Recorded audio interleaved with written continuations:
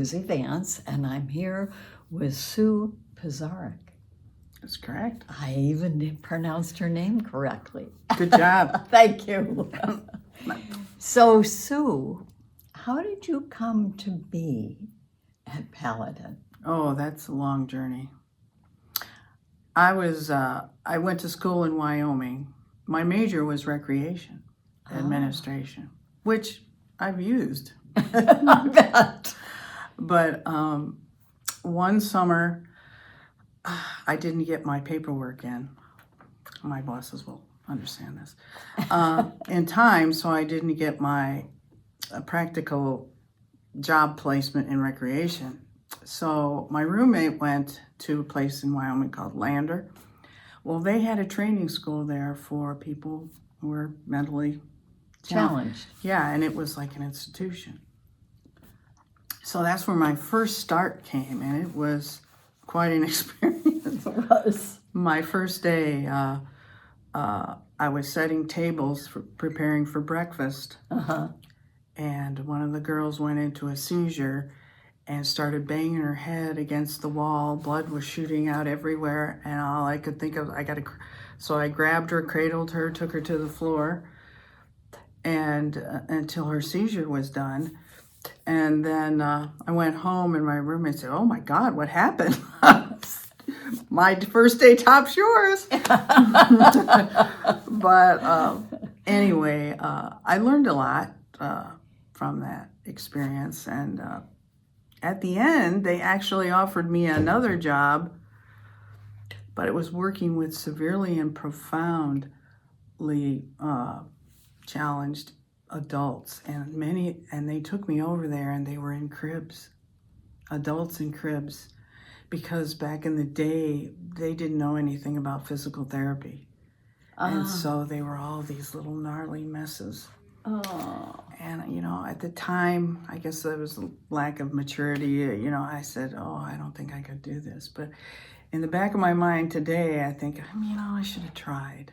But anyway, I went back and finished my degree, and then my dad got sick. I came back here, and I heard about this place, and I said, well, got experience. So I went here and got a job, and I have over 20 years experience here now. Wow.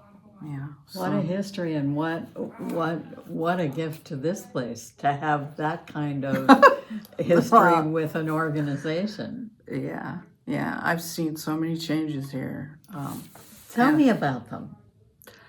I came in, and I think I was trying to remember what I made an hour. I think I made $1.68 an hour. Okay. But I came in as a program assistant, and we had a work floor out here. If you go now, there's all this construction going on, and they're making classrooms and administration offices and things. It was a big open space, and we used to pack things for Whirlpool. I remember that. And I think American Rubber. There was several others. And there was no air conditioning. Oh my. Yeah. I hope there weren't days like this. Yes, there were. Oh my God. And so they'd have all these fans going, but a lot of our people have a lot of medical issues. Yes. So they couldn't be out there. Or, we time, okay, you can be out here for a little bit, and then you go back into the cooling area. Right. We'd set up different work stations for those people in the air. But I think I had a caseload of 18, excuse me. And we put things in boxes, and they would get a paycheck. And I don't think this agency made any money off of that. I think actually they took a hit. Okay. But the clients, many of them, really, that meant a lot to them, getting a paycheck. I'm sure. And some of them would never be able to get a job outside because of their physical limitations, or their bathroom needs.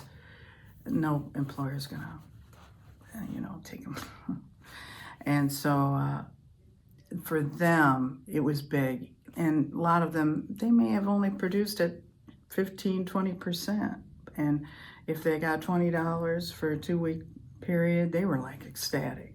That's so great. I know, but it's not anymore. No. And So what do we do here now? well, now we provide enrichment activities, like I was telling you earlier. It's sort of like a continuing adult education, I call it. Okay. And also, maybe some. I do this exercise with them where they make change. They come up on the smart board and they got to make change. Meaning money change. Mm-hmm. Okay. So they have to figure out how much they've been given. Like you owe me this much money, okay? So and then it has the money on the smart board, and they have to give it to me. And then we do. I have this educational website where there's science and English and reading comprehension. I like to do reading comprehension because it develops their listening skills, because it'll have questions. So we do that kind of thing, and then some geography, because they don't get out like we do, going on trips, and they don't know. Some of them do. They'll take a vacation. They'll save up for, but so that they know what's out there, we do some, state geography, and what certain states offer. And then there's arts and crafts, and I think And you're about to have a show of arts and crafts at La we're Vesta. working hard on this. It's we're doing fairy houses right now, where we take different sizes of jars. People are bringing in all kinds of jars, and we coat them with clay and cut little doors and windows in them. And I'll do the top for them because they're kind of intricate sometimes. I had one that had a chipmunk. I made a little chipmunk on the clay, and there's going to be one with a bird's nest, and then they have a theme to them, and then they paint them and glaze them and sell them, and then they get half of what we sell them for. We'll probably sell them for $20, and then $10 goes to them, and $10 goes to the art supplies that we, need for different things. And I'm working on it's a wine bottle, but I've turned it into a runner duck. That's the type of ducks we have. A runner duck. And I'm going to put a sign on them that says, "You want to buy a duck?" And it says, and it's going to, contribute to Paladin. My daughter thinks it should be for animal feed. We'll figure out something that, so that people can order one if they want. And different projects. We've done string art. We've done lots of different things for crafts. So every day you come in and you work with a lot of people at one time, just one or two, or well, we've got. I don't even know. See, like 22 people in our room or something. So yeah, the activities, we try to break it up into small groups. So if somebody's running one activity, another person can run another small group doing something else. Unless it's something, like I like to do this game, it's called baseball. And I'll need the whole room for that, because I break them up into teams, and somebody takes dice around, and each, like snake eyes ones, that means a home run. And they go crazy over that game. They have for years. And so we do that usually once a week, and just try to, and then different things come in here. Like Melissa got us this really cool guy. He was he does his music for hospice patients and nursing home, and she talked him into coming here, and he had a dulcimer, a banjo, and a ukulele, and an accordion, and he really engaged them. And Is he coming back? he says he is. I hope he does, because it was really fun. And and then I had a friend come in that I knew. He did his radio stuff. He's what do you call that? Well, now, when the power grid goes down, these people do their thing with the radios. Shortwave radio guy. And he had all these radios in, and he had even a telegraph thing and Morse code, and he did a little press. So anybody, and I've taken them, let's see, we went to the fishing game once. They showed us what they do to study the fish in Lake Michigan, and they took us to a fish trap where they could catch fish, and then they felt them, and then they put them back. And we try to mix it up. You do a good job at mixing it up. We try. And these are people who come here every day.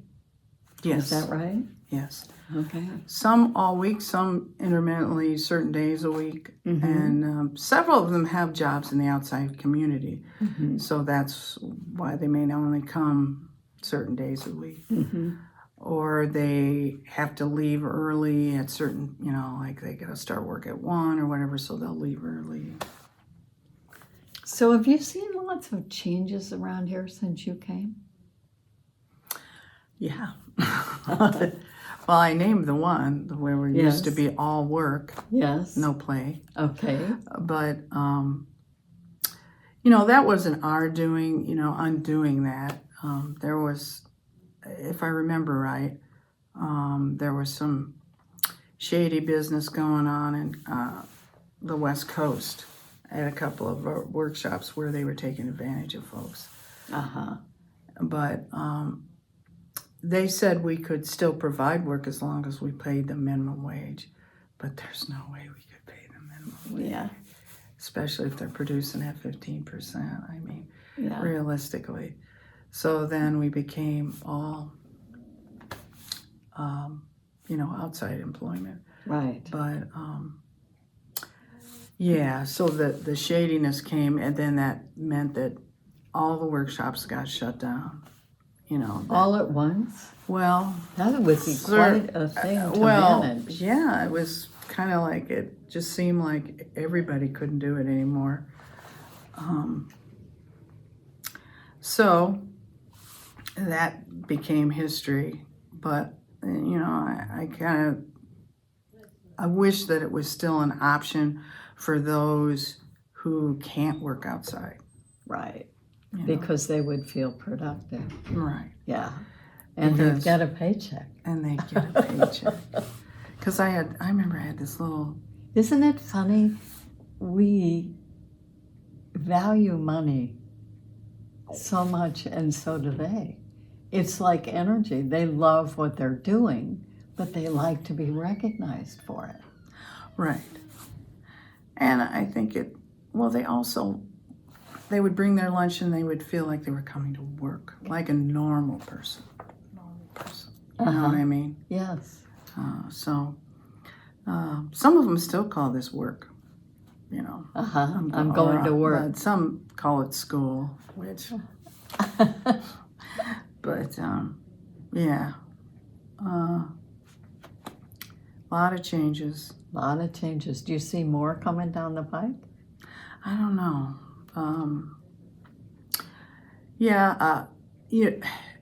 We have a job placement program now where we try to find them work.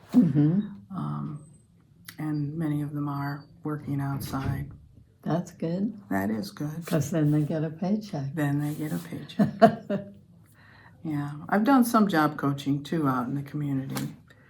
Meaning coaching people how to work with people who come from here? No. Or who are challenged? Or what do you... No, say they get a job at McDonald's. Mm-hmm.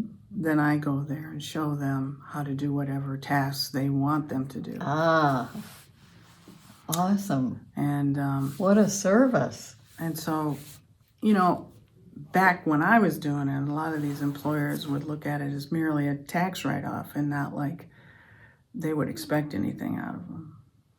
And that's changed? A little bit, I think, yeah. That's and so, good. And I tried to prove to them with the guys I had that they were capable. I remember putting photos of each task. You know, I put it in the janitorial closet. 1, 2, 3. This is what you're doing. These are all your jobs. This you do first. This one you do second. And yeah, they got the hang of it because they couldn't read. But anyway. That's great. Yeah. I love the job coaching. That's fabulous. Yeah. But it's job coaches they have to go whenever the employer needs them. So if they're working on a Sunday, they're working on a Saturday. Yeah. So that's why I'm here. So, did you ever think you'd be doing this when you were a kid? Oh, no. No. My sister has a disability. Uh-huh. Yeah. But what's her challenge? She has a little reading issue. She's probably 5th grade comprehension level. Mm-hmm. And but she knows how to work the system. Oh, yeah? Yeah, but and when she was able to get a job outside, but her problem was when she'd run into a problem, she wouldn't communicate. She wanted people to think she was just like everybody else. You know, I don't need any help, that kind of thing. Did she change? She doesn't have a job now. She's retired, she said. Is she? Yeah, because you tell her that being retired just means getting a new set of wheels. That's right. Well, heck, I should be retired.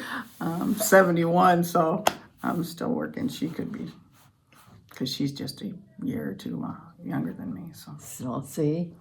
Well, we're grateful you're still here. Yeah. Keep up the good I told work. my guys, I'll probably be here in my walker. Well, you'll fit right in. Yeah, pretty much. But so. Well, thank you so much for sharing. I'm glad you're at Paladin, and Paladin is lucky to have you. Oh, well, thank you. I appreciate that. But Okay. anyway. See you next time.